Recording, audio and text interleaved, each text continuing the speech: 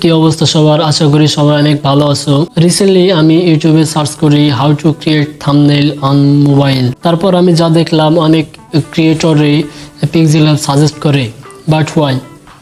Pixel app best for typography but not best for YouTube thumbnail on mobile. Pixel অ্যাপে thumbnail create করলে যেমন ধরেন বিভিন্ন ধরনের লোগো, আউটলেট বা অন্যান্য কিছু আমরা ক্রোম ব্রাউজার থেকে ডাউনলোড করে পরে পিএনজি ফরম্যাটে সেভ করার পরে আমরা একটা করে জিনিস ডাউনলোড করে আমরা সেটিকে পিক্সেল অ্যাপে করে আমরা সেটিকে থাম্বনেলে ব্যবহার করি। যেমন ফন্ট, পিক্সেল অ্যাপে ফন্ট থাকে, ডিফল্ট ফন্ট থাকে জাস্ট হাতে গোনে 15 থেকে 20টা।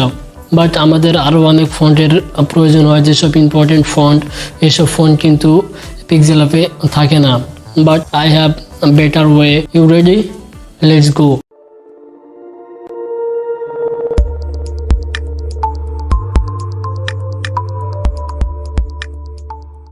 যে অ্যাপটি দিয়ে আজকে আমি থাম্বনেল তৈরি করে দেখাবো সেই অ্যাপটি হচ্ছে ক্যানভা। গুগল প্লে স্টোর থেকে আমরা ক্যানভা অ্যাপসটি ডাউনলোড করে নিব।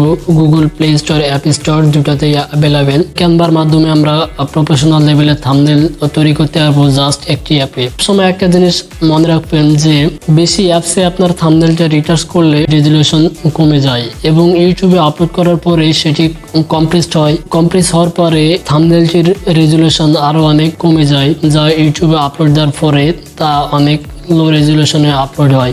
সো সবসময় মেক শিওর করবেন একটি থেকে দুইটি অ্যাপে থাম্বনেলটি ক্রিয়েট করতে। প্লাস অপশনে আমরা টেমপ্লেটস অপশন পাবো, এলিমেন্টস পাবো, গ্যালারি পাবো, project, text, background, apps option পেয়ে যাব।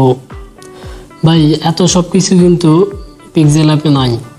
আমরা এখান থেকে রেডিমেড টেমপ্লেট নিতে পারবো, এলিমেন্টস অ্যাড করতে পারবো।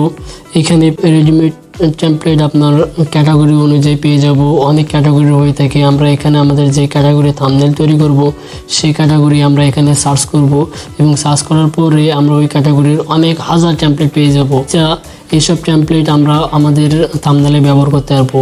এইসব টেমপ্লেটের অপশন কিন্তু পিক্সেল অ্যাপে নাই।